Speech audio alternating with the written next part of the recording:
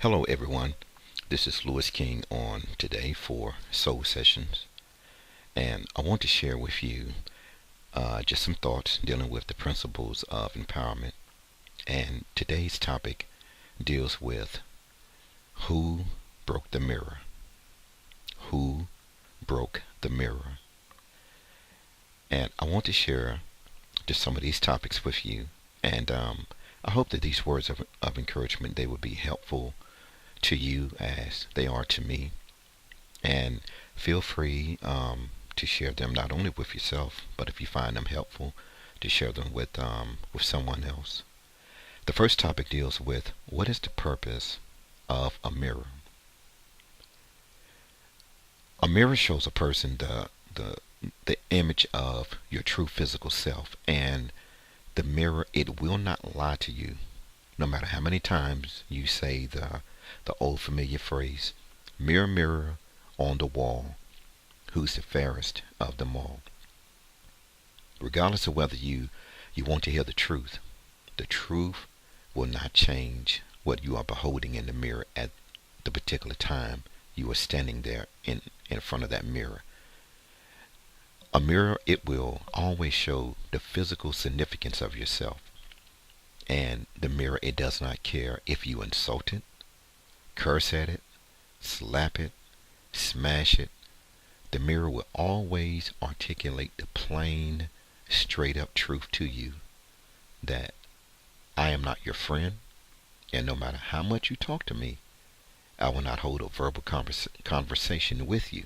In other words, we have nothing to talk about. My only job is what I am going to show you about your physical self, whether you like it or not. Just think on those words.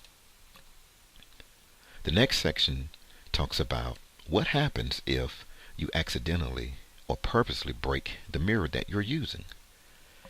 Well, still the mirror, it doesn't lie. And now the mirror, it shows you a real distorted picture of how you look now of your image.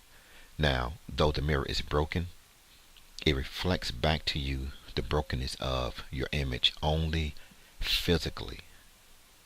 I said, but yet there is still a bigger picture to behold. And beneath the surface of the physical side of you, there can be brokenness sometimes that the mirror isn't designed to reflect. And I'm talking about brokenness where there are things that are beneath the surface where you can be shattered into 1,000 pieces or thousands of pieces emotionally or mentally, through abuse, through so many things that have happened in your life that will manifest itself in many ways.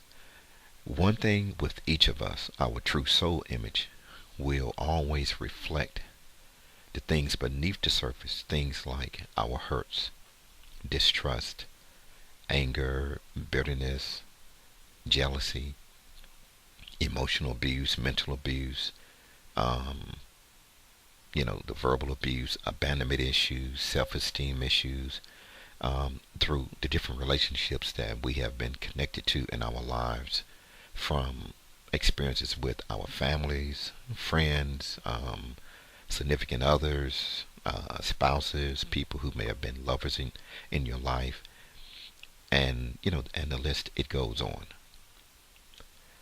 The next section, it deals with this thought here to just think on. Stores do not sell broken mirrors. Stores do not sell broken mirrors. Now, a very interesting question, that has, serious merit to me is, how come a store cannot make money off selling you something that doesn't make you look and feel good and allow you to see the beauty of how you can improve your looks?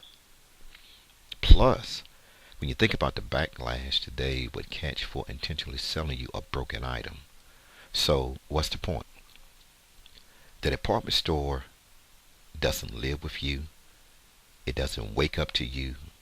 I say, yet, it's rather interesting and amazing The department store, they see the importance of investing in your beauty, and sometimes more than the consumer sees the importance of investing in the wholeness of themselves.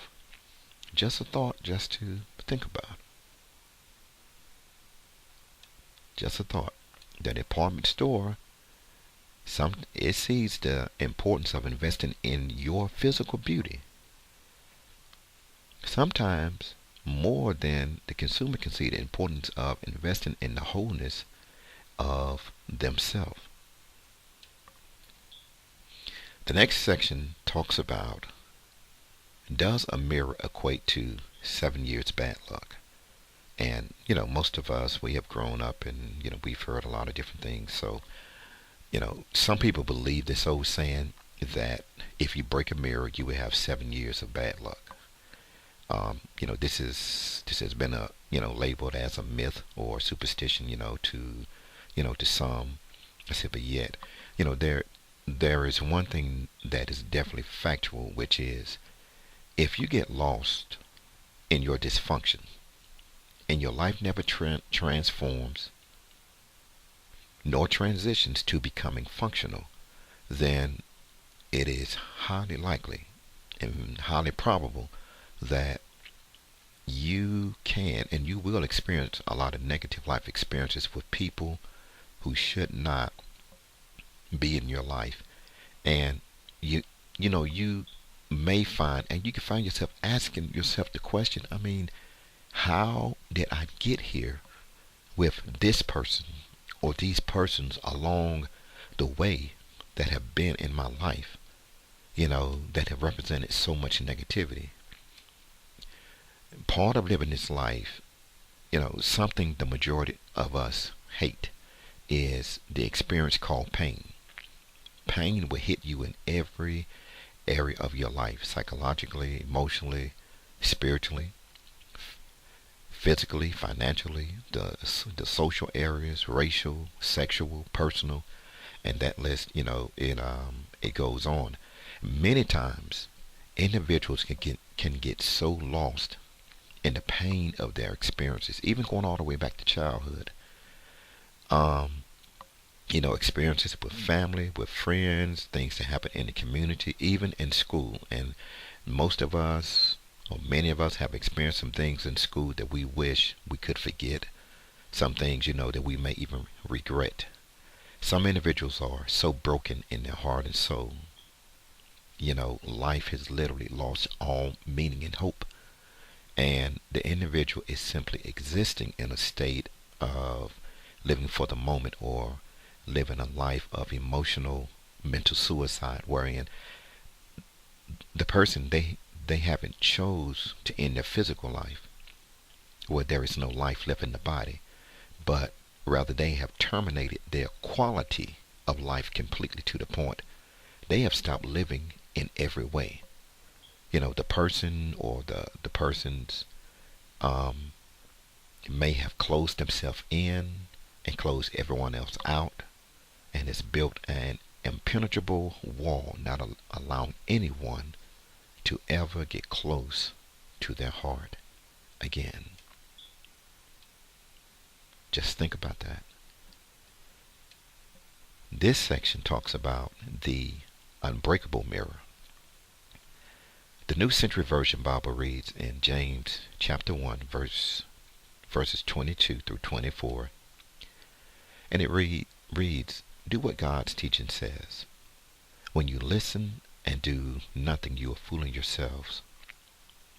Those who hear God's teaching and do nothing are like people who look at themselves in a mirror. They see their faces and then they go away and quickly forget what they looked like." God's principles are an unbreakable mirror that reveals and shows a person their real self beyond the surface image of what you see physically. And the Word of God, it penetrates and shows the depth of one's mental state, emotional state, spiritual state, and that list, it goes on also. The unbreakable mirror is designed to tell you the truth, void of human opinion, and will never lie to you. nor will it ever side with you, even if you may want to lie to yourself and not accept the factual truth of what's on the table. The unbreakable mirror, it will show a person the red flags every time, but it will not make you keep your eyes open to those red flags. The unbreakable mirror will show you every one of your push play buttons and how you are wired. If you want to see yourself exactly as as you are in every way through the eyes of God, which encompasses the good, the bad, the ugly, even some jacked up things about us, about yourself. The unbreakable mirror sets the precedence of order for every relationship that you and I would get into. Showing us how to build a relationship between the individual and God the Father first. Next, it shows you and I how to build an interpersonal relationship with ourselves, which will determine the type of relationships we choose to attach ourselves to and connect ourselves with. One thing about relationships are not accidental occurrences that just happen between two persons, but they are mutual, consensual decisions of agreement to be in each other's life. So, if someone is in your life, that person just did not walk up in your life. This was something that you and we allowed. In other words, what you allow, it will continue. So, it's not just something where sometimes, people say, I have no idea how this happened. Yes, we do. Let's tell ourselves the truth. Let's tell ourselves the truth. So, it deals with those decisions of agreement wherein we mutually, and it was consensual, but we agreed and allowed this person, to be within our space. And that deals with relationships of family, friends, marriage, children, colleagues, significant others. I mean, if it's the other man, if it's the mistress, if it's the side chick, whoever, are all decisions of agreement. The unbreakable mirror will show you whether you should be connected to and what you're working with, if it is a positive or negative situation. If a person does not understand the depth of their value or worth, how God's investment in you is considered precious stock. It's more valuable than any stock, even on the stock market. And God has equipped us with the fullness of His nature, His personality, but not realizing this, it makes it possible to always or continually to keep selling yourself short at the cost of appeasing other people, trying to please people, trying to satisfy others, trying to be everything to everyone. You find yourself giving away your time, your resources, your energy, your body, your finances, your health, and so on. And when you haven't figured out the principal plan of before you can even love your neighbor or family or spouse or friends or others, you first have to learn how to discover how to love you. Let's just think on that. This last section for today talks about mirrors emulate only the image of you. Mirrors, reflect only the image of what's in front of them and will never reflect another person's image, no matter how a person chooses to dress themselves up. If a mirror had a real voice to verbalize its thoughts and feelings, I question, what things would the mirror ask of us? If the mirror asked this question of you and I, and it said, can you help me understand and explain to me how come you use so much energy trying to emulate the image of others? trying to take on that person's personality and likeness instead of embracing the beauty of who you are, knowing you can never be that person. I wonder how each one of us would respond. I remember growing up and seeing, people do great things, the people who had the looks that you wish you had, the people who were part of the in crowd, the people who had things, material things that you wish you had, and so on. And, you know, I remember conversations with my friends and, my siblings and, just saying things along the lines, if I had what they had, I would do this or I would do that. Many times in life, people miss the big picture of what has been instilled in each of us as individuals, and we find our focus sometimes can be centered on what we can't do or what we do not have, or that person is better than I am, or I'm not good enough, versus what I have and what each of us could do. It is amazing how little value we put on the priceless gifts and the talents and abilities that each of us we were created with. I mean, just think about this. The time and the energy we use focusing on trying to be the image of someone else is the same energy we can use to tap into who we are. You see, it is so important to understand that there is a kingdom order of godly principles that show us how the order of image is to flow in our lives. First, God instructed supernatural spirit man to be in his image and likeness and to take on the fullness of his personality. Next, after taking on God's godly personality, then, supernatural, spirit man, he was instructed to cultivate every area of his being, building a relationship with himself. It's very important to spend time learning what what we can do, our capabilities, our strengths, our weaknesses, our limitations, and being very self-aware of how we are wired. Wherein every day we're building on the wholeness of ourselves.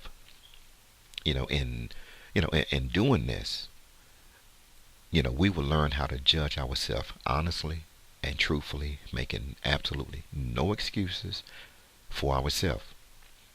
We will be able to face ourselves and to face anything about ourselves and address those areas where we need to experience growth.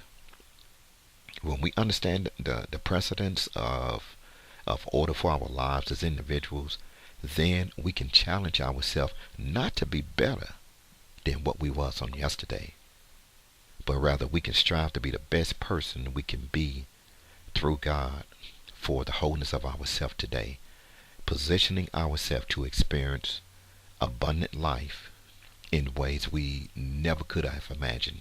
Remember this: it's okay to compliment a person. It's okay to to say nice things, but it is not okay to want to be in the image of that person, because that is totally out of order. It is totally out of order. And if we're so focused on trying to be someone else or to be what someone else is, then that says to me loud and clear, this is a serious red flag that, you know what, I have no idea of who I am. And that is something to live through your teenage years, your 20s, your 30s, your 40s, your 50s, your 60s. I mean, even up into your elderly years.